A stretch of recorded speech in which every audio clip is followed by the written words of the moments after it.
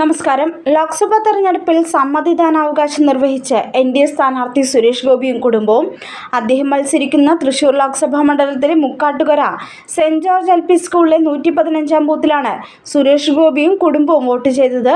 കേരളത്തിന്റെ ഹൃദയവികാരം മാനിച്ച് തൃശൂരിലെ സമ്മതിദായകർ അവരുടെ വിരൽത്തുമ്പിലൂടെ താമരയെ തൊട്ടുണർത്തി തൃശൂരിനെയും അതുവഴി കേരളത്തെയും വിജയിക്കുമെന്ന് ആത്മവിശ്വാസമുണ്ട്.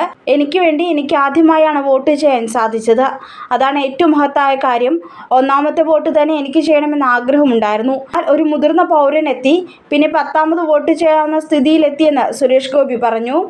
കഴിഞ്ഞ 10 വർഷത്തെയെങ്കിലും എം.പിമാരുടെ പ്രവർത്തനമെടുത്താൽ ജനങ്ങളിലേക്കാണോ എത്തിച്ചേർന്നത് എന്ന വിലയിരുത്തൽ മാത്രം മതി തനിക്ക് വിജയം ഉറപ്പിക്കാൻ.